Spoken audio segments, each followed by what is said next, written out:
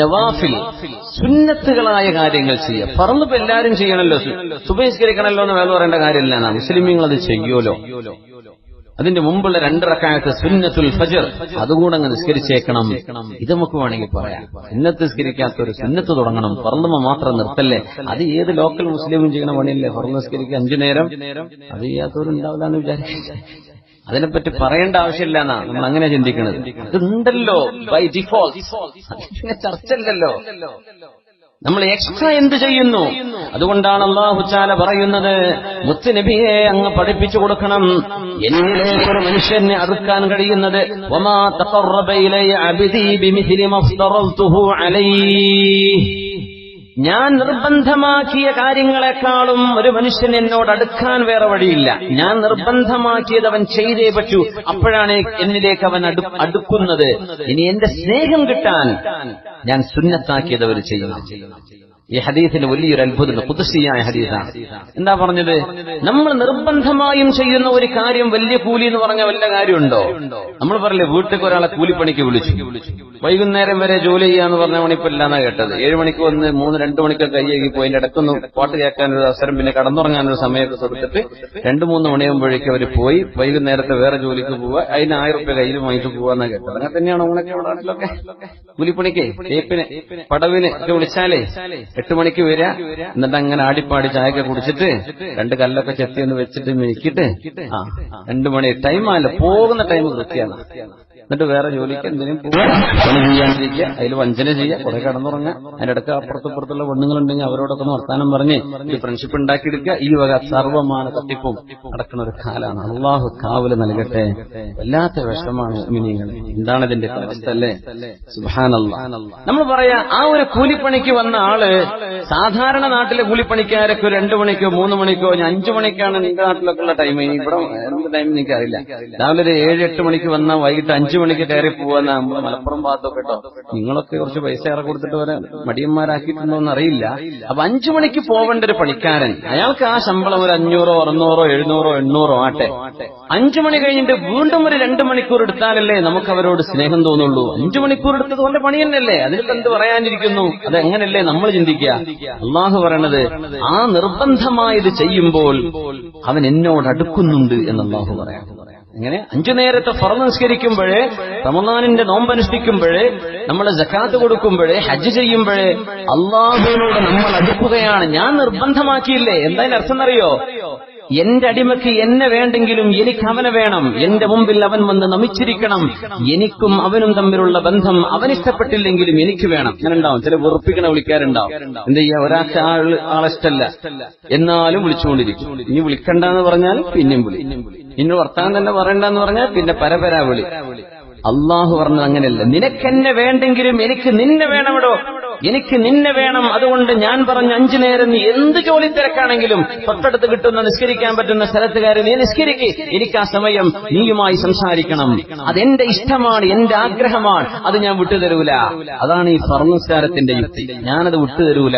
എനിക്ക് നിന്നെ വേണം. അള്ളാഹു പറയാം. എന്തൊരു അത്ഭുതമാണല്ലേ. നമ്മൾ വിചാരിക്കുന്നത് അള്ളാഹ്ക്ക് എന്താ മെച്ചം കിട്ടാനാണ്. നമുക്ക് മെച്ചം കിട്ടാൻ, നമ്മുടെ ജീവിതത്തിന്റെ വിജയത്തിനാണ്. അതുകൊണ്ട് ഞാൻ നിർബന്ധമാക്കിയതിനോളം എന്നോടടുക്കാനുള്ള വഴി വേറെയില്ല. എന്നാൽ അല്ലാഹു തആല പറയുന്നത്, മഹാനായ അഷ്റഫുൽ ഖൽഖ് തങ്ങൾ പഠിപ്പിക്കുന്നു, സ്വല്ലല്ലാഹു അലൈഹി വസല്ലം, ഹബീബായ തങ്ങൾ പറയട്ടെ, വലാ യസാലു അബ്ദി യതഖറബു ഇലയ്യ ബിന്നവാഫിൽ ഹത്താ ഉഹിബ്ബ.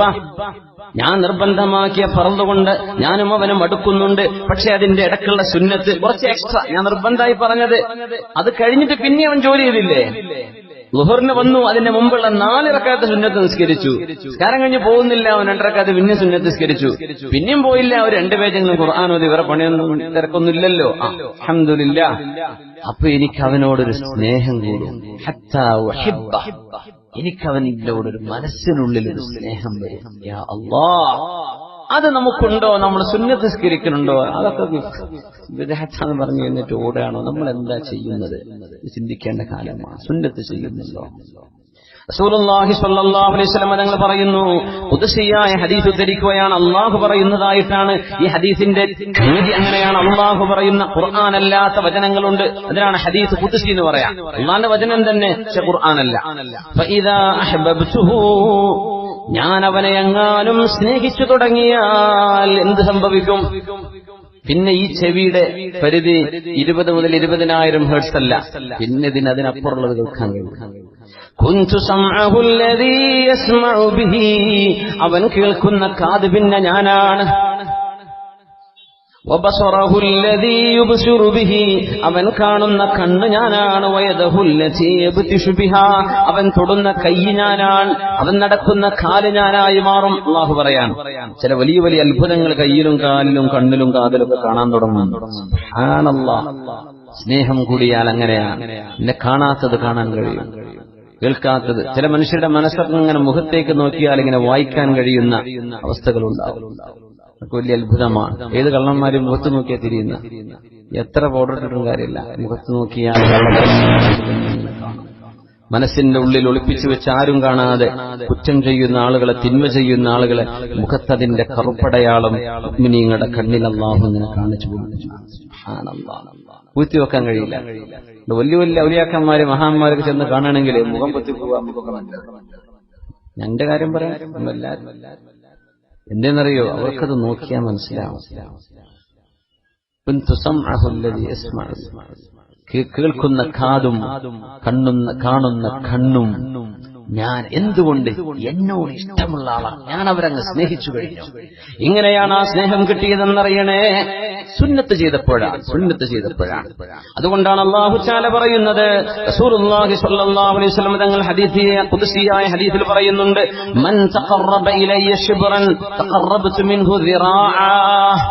എന്നോട് ഒരു ചാൺ അടുത്തു കഴിഞ്ഞാൽ, അല്ലാഹു പറയാം, ഒരു ചാൺ അടുത്തു, ഞാൻ ഒരു മുഴം അയാളോട് അടുത്തു എന്ന് പറഞ്ഞാൽ പെരുന്നാൾക്ക് നിസ്കരിക്കാൻ വന്നിട്ടുള്ളൂ, അല്ലാഹു അയാളെ സ്നേഹിച്ചു തുടങ്ങും. അതിനിടക്കൊന്നും പള്ളിക്ക് വന്നിട്ടില്ല, അല്ല 27-ന് ആരോ പിടിച്ചു കൊണ്ടുവന്നതാണ്. ഇന്നൊന്ന് വാടോ, ഇന്നത്തെ രാത്രി വല്ലാത്ത രാത്രി, ഇന്ന് കള്ളുടിയൊന്നും വേണ്ട. ഒരു ചാൺ അടുത്തിട്ടുള്ളൂ, അല്ലാഹു അവനോടങ്ങ് അടുക്കും.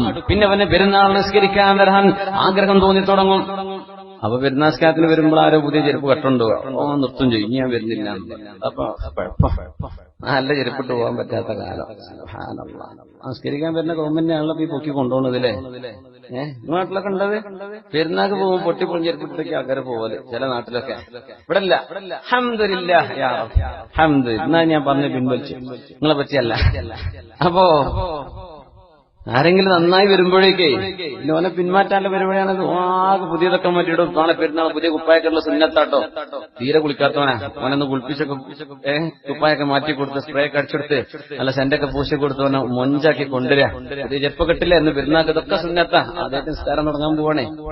അന്ന് അവന്റെ ചെരുപ്പാരോ അടിച്ചു മാറ്റി. ഈ പണിക്ക് ഞാൻ ചെരുപ്പാണ് പോയത്. അപ്പോ അങ്ങനെ നന്മയിൽ നിന്ന് പിന്മാറ്റുന്ന ചില ഘടകങ്ങളൊക്കെ ഞാൻ ഉദാഹരണം പറയാം. മനുഷ്യന്മാരുടെ ചില വാക്കുകളും ചില കമന്റുകളും. വാക്കുകളുടെ വഴിയൊക്കെ അറിയോ? ഞാൻ ബീവറേജിന്റെ മുമ്പിൽ നിൽക്കുന്ന ആളെ കണ്ടത് സ്വപ്നം നിൽക്കണ കണ്ടിട്ടില്ലല്ലോ.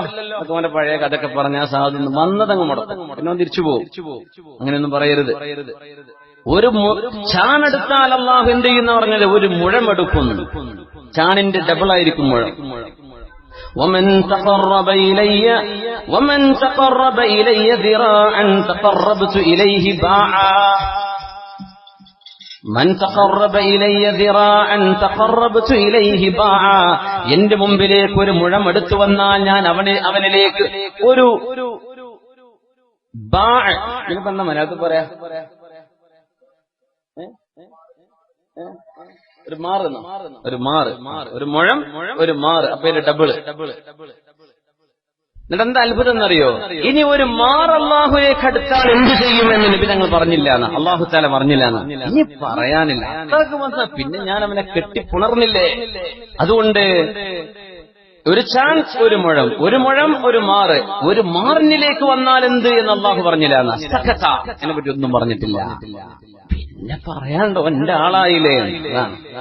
അതുകൊണ്ടാണ് നിബിധങ്ങൾ വീണ്ടും ആ ഹദീസിൽ പറയുന്നത്, മൻ അതാനി യംശി അതൈതുഹു ഹർവല. എന്റെ അടുത്തേക്ക് മെല്ലെ നടന്നു വന്നവനെ ഞാൻ ഓടിച്ചെന്ന് സ്വീകരിക്കും. ഒരു ചമ്മലുണ്ടാവും ചിലപ്പോ ജ്യേഷ്ഠനോട് പണക്കുണ്ട്, ഇങ്ങനെ അപ്പൊ ഞാനോട് പോയി വിട്ടുപിടിക്കാം.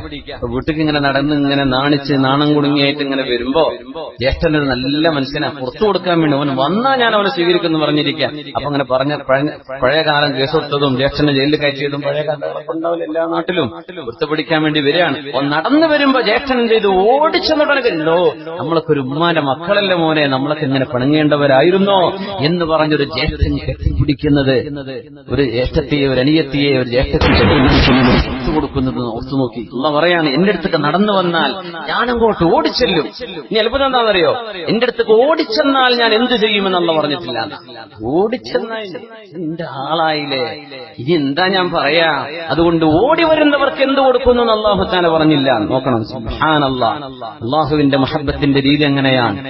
സുന്നത്തിലൂടെ നമുക്ക് അള്ളാഹുവിനെ സ്നേഹിക്കാൻ കഴിയും. അവൻ നിർബന്ധമാക്കിയത് ചെയ്തു, പുറമെ എക്സ്ട്രയും ചെയ്തു. അള്ളാഹു നമുക്ക് തൗഫീഖ് തരട്ടെ. മൻ അതാനി യംശി അതൈതുഹു ഹർവലഹ്. എന്നിലേക്ക് നടന്നു വന്നാൽ ഞാൻ അവനിലേക്ക് ഓടിച്ചെല്ലും. എന്നിലേക്ക് ഓടി വന്നാലോ എന്റെ ആളായില്ലേ. അതുകൊണ്ട് സുന്നത്തായ നോമ്പുകളും സുന്നത്തായ സ്വതക്കകളും സുന്നത്തായ ദാനധർമ്മങ്ങള് എല്ലാം വർദ്ധിപ്പിക്കും. മുഹറം മാസാണ്. മുഹറത്തിന്റെ 9, 10 ആശൂറന്റെയും താസുആന്റെയും സുന്നത്ത് നോമ്പുകൾ വരുന്നുണ്ട്. നാട്ടിലിപ്പോ എന്നാ ചൊവ്വാബുധന തിങ്കളാഴ്ചയും ചൊവ്വാഴ്ചയും മുഹറത്തിലെ 9, 10 നോമ്പുകളാണ്.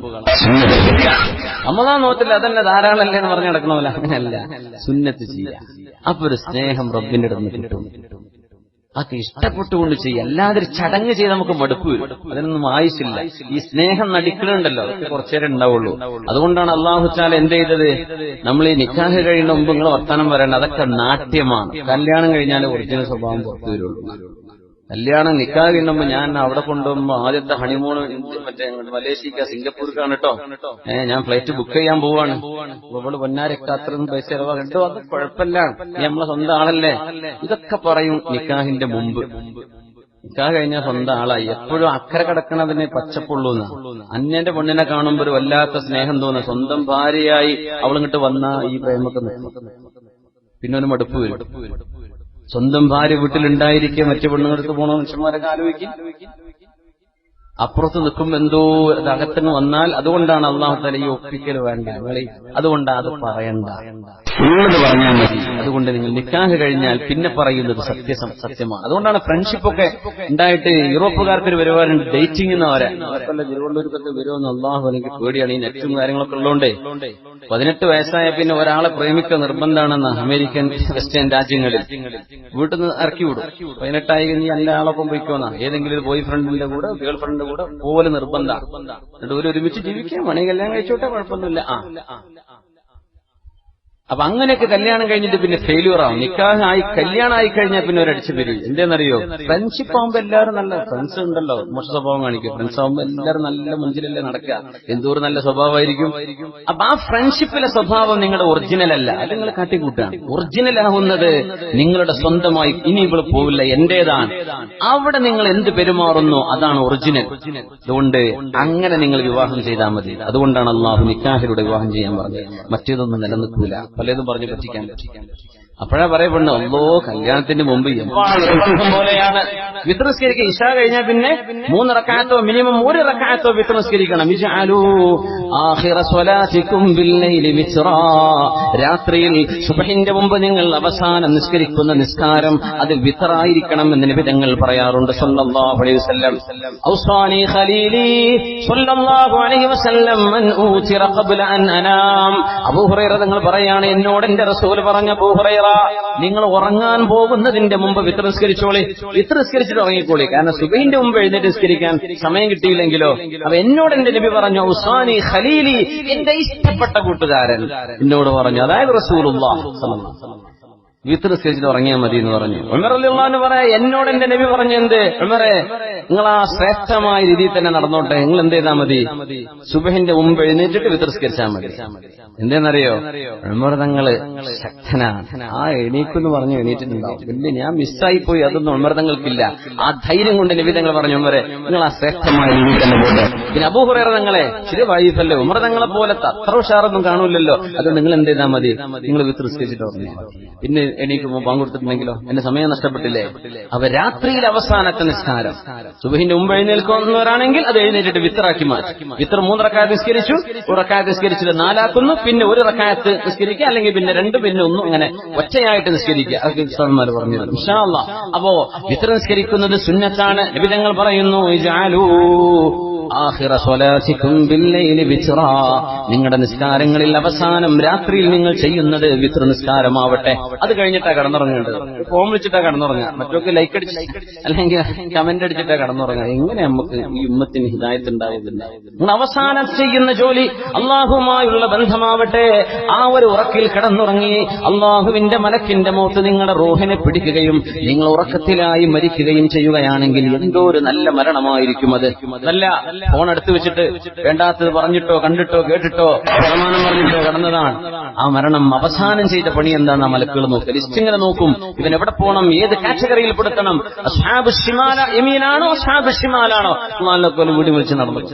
വീടിന്നില്ലല്ലേ, സിസർ വെച്ച് അല്ലെ കള്ളുപിടിച്ച് നടന്നേക്കും. തുറദ്ദു ഷഹാദത്തുഹു, മാസം കണ്ടു നോം പറഞ്ഞാൽ വിശ്വസിക്കാൻ പാടില്ല എന്നാ. നിക്കാഹിന്റെ സാക്ഷി പെടുത്താൻ പാടില്ല എന്നാ. ഒരു ഖളാഇന്റെ ജഡ്ജിന്റെ മുമ്പിൽ സാക്ഷി വന്നാൽ അവരെ തള്ളും, നിന്റെ സാക്ഷിത്വം സ്വീകരിക്കില്ലടോ, ഇത് തിരസ്കരിക്കാത്ത ആളല്ലേ എന്ന് പറഞ്ഞിട്ടുണ്ട് അഹ്മദ് ഇബ്നു ഹംബൽ റളിയല്ലാഹു അൻഹു. നമ്മുടെ മദ്ഹബല്ല, എന്നാൽ ഇതൊക്കെ പരിഗണിക്കണം. ഇതൊക്കെ ആലിമീങ്ങൾ തെളിവുകൊണ്ട് പറയുന്നതാണ്. ഏത് മദ്ഹബായിരുന്നാലും അവർക്കൊക്കെ അതിന്റെ തെളിവുകളും അദില്ലത്തുകളും ഉണ്ട്. നമ്മൾ മനസ്സിലാക്കുക. നമ്മൾ എന്ത് ചെയ്യാ, ഇതൊക്കെ ഒന്ന് മനസ്സിലാക്കിയിട്ട് വിത്ർ നിസ്കാരമൊക്കെ ഒന്ന് തുടങ്ങുക. അല്ലാഹു നമുക്ക് തൗഫീഖ്. ഇന്നലെ രാത്രി വിത്ർ നിസ്കരിച്ചോളെന്ന് കൈകൊട്ടിയാട്ടെ. അൽഹംദുലില്ലാ. ഇനി ഞാൻ പറയണില്ല അതിനെ പറ്റി. അൽഹംദുലില്ലാ, ഇത്രയും നല്ല മനോഹരമായ സദസ്സെങ്കിൽ ഇനി ഒന്നും പറയാനില്ല. അൽഹംദുലില്ലാ. അതുകൊണ്ട് നമുക്ക് മറ്റുള്ള നന്മകളിലേക്ക് പോകാം. മറ്റുള്ള നന്മകൾ വിധങ്ങൾ പറയുമായിരുന്നു. മൻ മശാ ഇലൽ മസ്ജിദി ഫീ നാഫിലത്തിൻ കാനത് ലഹു കഅജ്രി ഉംറഹ്. മൻ മശാ ഇലൽ മസ്ജിദി ഫീ നാഫിലത്തിൻ, ഒരു പുരുഷൻ ഒരു പള്ളിയിലേക്ക് ഒരു സുന്നത്തിന് വേണ്ടി നടന്നു ചെന്നാൽ, സുന്നത്ത് നിസ്കാരം അതേതാണെന്നറിയോ? ദുഹയെ പറ്റിയാണെന്ന് അഹ്ലുൽ ഇൽമ് അതിനെ സംബന്ധിച്ച് പറയുന്നു. ദുഹാനിസ്കാരമാണ്. ദുഹാനിസ്കാരം നിർവഹിക്കാൻ വേണ്ടി പള്ളിയിലേക്ക് വന്നാൽ കാനത് ലഹു കഅജ്രി ഉംറത്തിൻ, ഒരു ഉംറയുടെ പ്രതിഫലം അല്ലാഹു നൽകും. അത് പെണ്ണ് വീട്ടിൽ നിസ്കരിച്ചാൽ അവൾക്ക് ഉംറയുടെ കൂലിയുണ്ട്. ദുഹാനിസ്കാരം സുബഹി നിസ്കാരം കഴിഞ്ഞിട്ട് ഒരു കുന്തത്തിന്റെ അത്ര എന്ന് പറഞ്ഞ സൂര്യോദയം കഴിഞ്ഞ് ഒരു 20 മിനിറ്റ് കഴിഞ്ഞ് 2 റക്അത്ത് ദുഹയുടെ നിസ്കാരം അല്ലെങ്കിൽ ഇശ്റാഖിന്റെ നിസ്കാരം ചെയ്താൽ ഒരു ഉംറ ചെയ്ത കൂലി കിട്ടുമത്രേ. അപ്പൊ അതങ്ങ് പതിവാക്ക. എന്തെങ്കിലും ഒന്ന് വേണ്ടേ? വർഷം മുമ്പിലേക്ക് ചെല്ലുമ്പോ റബ്ബേ എല്ലാവരും അള്ളസ്കരിച്ച് ഞാൻ എക്സ്ട്രാ ഇന്നതൊക്കെ ചെയ്തിട്ടുണ്ട് റബ്ബേ, ഇത് പറയാൻ എന്തെങ്കിലും നമ്മളെ കയ്യിൽ വേണ്ടേ? ഇതൊക്കെ ചാൻസ് ഇപ്പം മരിച്ചാൽ അതിനൊന്നും നടക്കൂല. അതുകൊണ്ട് എന്ത്, ഇന്ന് തുടങ്ങിക്കോളൂ. ഇന്ന് രാത്രി നിസ്കരിക്കാൻ തുടങ്ങുക. നാളത്തെ ദുഹാന്റെ സമയം ദുഹൂറിന്റെ മുമ്പായിട്ട് തീരും. അപ്പൊ എന്ത് ചെയ്യുക, നാളെ മുതൽ ദുഹാനിസ്കാരം തുടങ്ങി. അല്ലാഹു നമുക്ക് തൗഫീഖ് തരട്ടെ. സ്വല്ലു അലൻ നബി മുഹമ്മദിൻ വആലിഹി. اللهم صل على سيدنا محمد وعلى آل سيدنا محمد وبارك وسلم عليه. اللهم صل على سيدنا محمد وعلى آل سيدنا محمد وبارك وسلم عليه. ഒരുപാട് സ്വലാത്ത് നമ്മുടെ ഹബീബിന്റെ ഹളറത്തിലേക്ക് എത്തും. അള്ളാഹു എത്തിച്ചു കൊടുക്കട്ടെ. അവിടുത്തെ അള്ളാഹു സന്തോഷിപ്പിക്കട്ടെ.